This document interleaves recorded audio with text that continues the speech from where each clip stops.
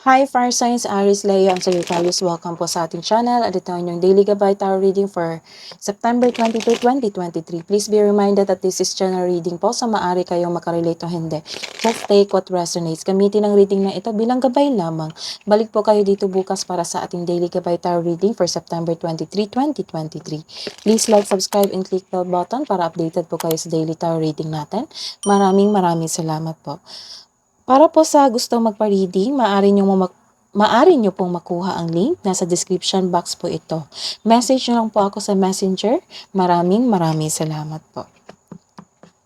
Spirit Guides, ano po ang ganap today? Ano ang energy today ni Aries, Leo, ang Sagittarius ngayong September 22, 2023? So, nagkaroon ng travel dito. Parehas kayo ni air signs. Baka kasama niyo siya sa business travel niya. So, nagkaroon ng travel dito, outing. So, may makakilala kang mabuting tao, masaya ka kasi nagkaroon ka ng mga tapat na kaibigan. Oo. So, may bata o younger person sa buhay mo, maaring ikaw to, na merong maraming plano sa buhay, like ano ang course niya sa college, goals in life, job na gusto, negosyo na gusto.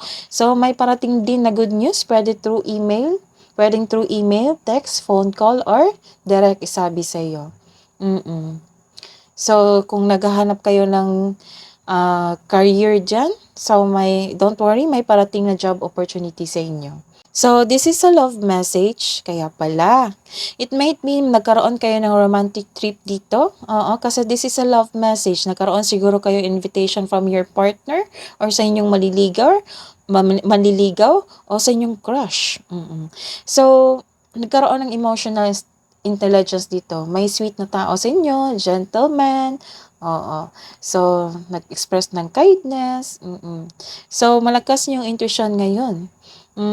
So, may matatanggap kang mensahe ngayon galing sa isang unexpected sources. Pwede ito galing sa isang tao na mas bata pa sa'yo o ito ang iyong intuition. So, check your intuition. Baka may mensahe po itong binigay sa inyo. Magagamit nyo po yan para sa patungo sa right path po. So, may gustong mag-reach out din sa'yo, gusto niyang humingi ng sorry, may good news talaga na darating sa inyo. So, this is the second card na may good news talaga na darating sa inyo. So, this card tells you na don't let your emotions get in the way. So, self-care po nila.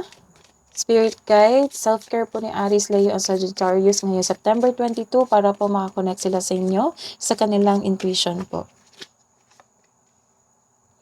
Deep breathing, calm and relax, meditate, inhale, exhale. Baka sobrang excited ka sa inyong outing kaya medyo kinakabahan ka kasi kasama mo yung one and only mo. So, advice po, tayo ng advice. Ayusin lang natin.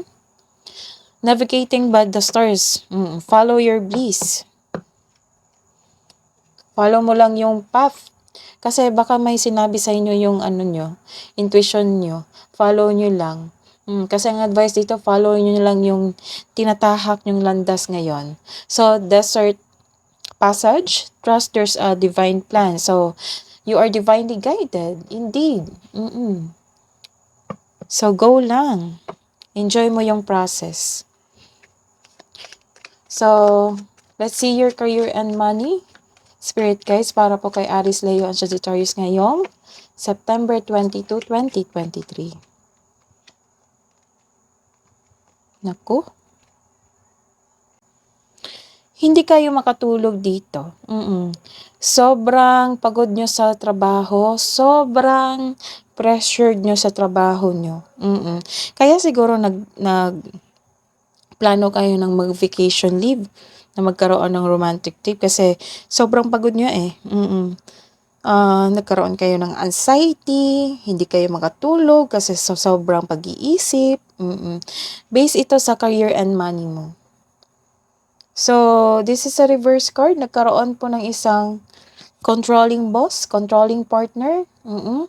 Naging judger din siya. Mag-ingat sa taong walang magandang intensyon sa iyo. May nakikita ko akong dictator dito na tao. So, inhumane, controlling, cold, ruthless, dishonest sa araw na ito. So, mag-ingat sa taong ito. It might be your boss or kasamahan mo na senior co-worker dyan sa department nyo. Love and romance. So, this is nagkaroon ng emotional offerings. Oo. Para sa mga single, parating na ang ideal partner mo. Take things slow. Kilalanin mo muna. Sa mga may karelasyon, may pangyayaring aminan. Posibleng proposal ito. Wow. So, this card is nagkaroon ng fast action. It might be a proposal ito from your partner. Or busy kayo sa inyong passion. So, may nakikita ko dito na may manliligaw ka na very charming at passionate partner. Na very active na suyuin ka. Oo. A new relationship are moving extremely fast. So, kakasagot nyo lang. Pero try nyo muna mag-enjoy ng moment na ito without getting too carried away. One step at a time. Hinay-hinay lang. Dahan-dahan lang po. So, ilan sa inyo may makatagpo ka ng bago while traveling? Wow. So, this is connection to your vacation leave. Romantic trip sa mga single dyan. So, this is the second card na nagkaroon talaga ng travel dito, romantic trip. Para sa mga couple, nagkaroon ng outing with your friends. So, may sign na makakatagpo ka ng bagong tao, bagong energy while traveling. Nako, grab mo na yan. For sure.